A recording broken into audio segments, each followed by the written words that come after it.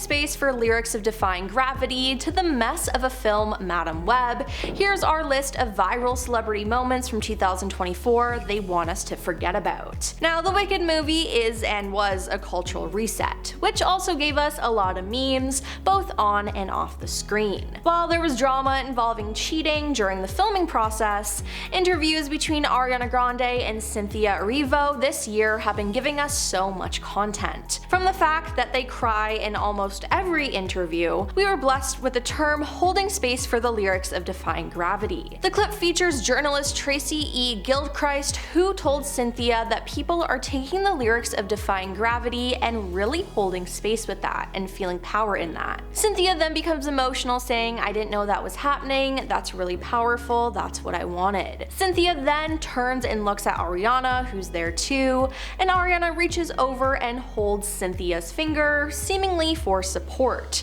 Tracy went on to say that "I've seen it on a couple of posts. I don't know how widespread," she clarifies, "but you know, I am in queer media, that's my you know."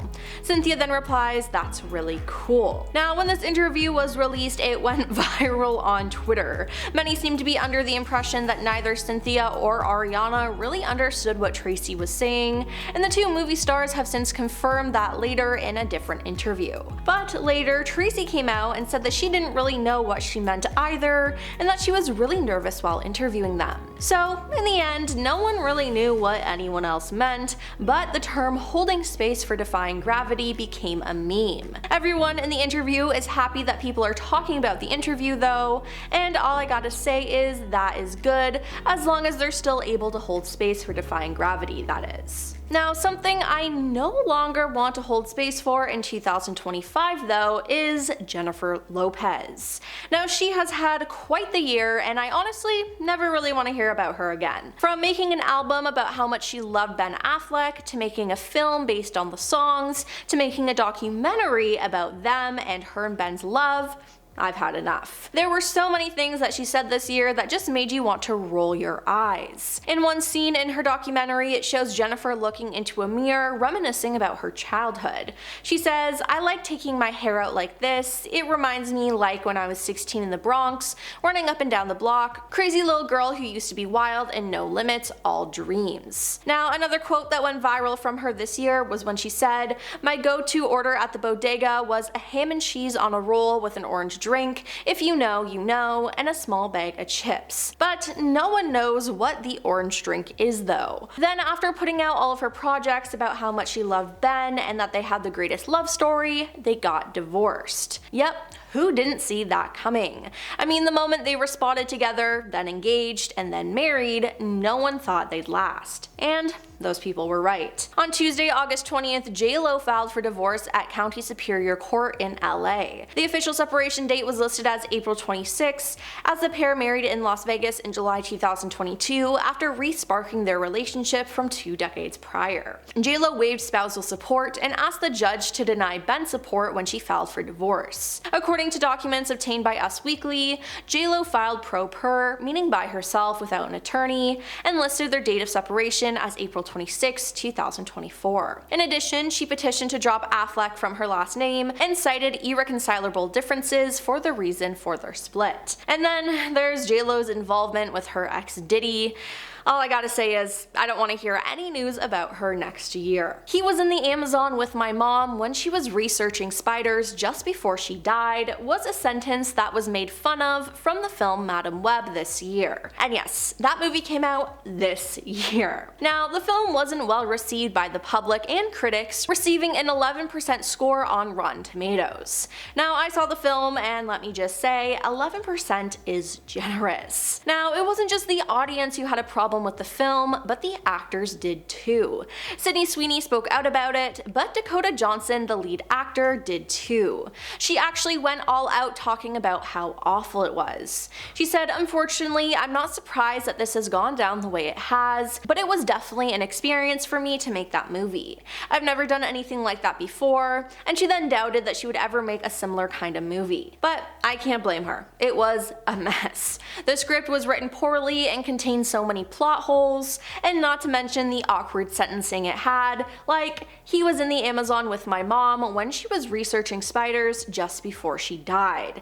Now this film was truly just so embarrassing for Sony and just everyone who was involved. Kate Middleton was missing. Well, at least we thought she was. At the beginning of the year, the internet was up in arms about where Kate Middleton was. Officially, the story was that Kate went to the hospital for a planned abdominal surgery. The palace announced on January 17th that the surgery had taken place the prior day, and she'd need around till the end of January to recover and then would be released from the hospital to recover at home. But a lot of things with this didn't add up. Despite claims that the surgery was planned, Kate had events on her calendar that were then cancelled. So, if it was planned, it was certainly on short notice. Now, her family was not seen visiting her, only William was. It also had been more than 60 days since she was seen in public. She was missing, and fake photographs of her were coming out, and just everyone was freaking out. There were some wild conspiracy theories out there. Some people thought she got plastic surgery, that she got divorced, that she was in a coma, and some even speculated that she passed away, and the royals were lying to us about her. Now, the truth, though, was still shocking and upsetting. You see, Kate had been diagnosed with cancer and was undergoing treatment.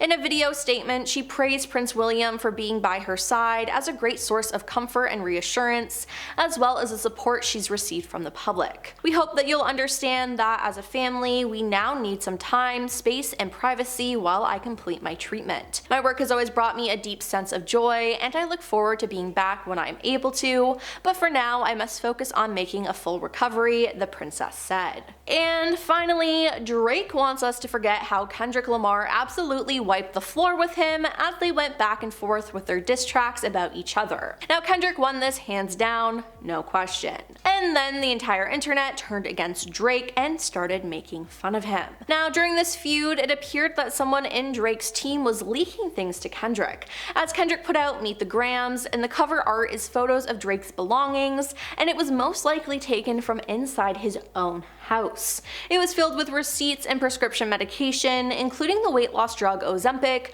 which Drake has been accused of taking. Now, the cover art wasn't the only shocking thing though, as in the song, Kendrick addresses his verses to Drake's son, Adonis, and Drake's parents. "Dear Adonis, I'm sorry that man is your father," he bluntly opens the track with. Now, he also made some pretty big allegations against the rapper, with the iconic line, "Certified lover boy, certified..."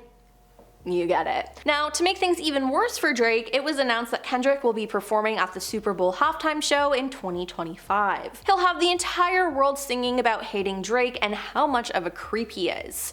Drake, I'd say stay out of the spotlight until at least 2026, my guy. Well, that's all for our list of viral celebrity moments from 2024 they want us to forget about. Now, which one was your favorite? And did we forget any? Let us know in the comments down below, and don't forget to like and subscribe to our channel. I'm your host Emily, and we'll see you next time.